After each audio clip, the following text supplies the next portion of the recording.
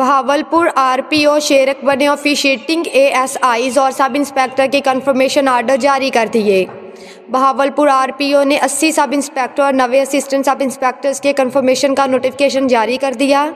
Bahawalpur departmental security committee के सिफारिश पर यह लिस्ट मरतब की गई।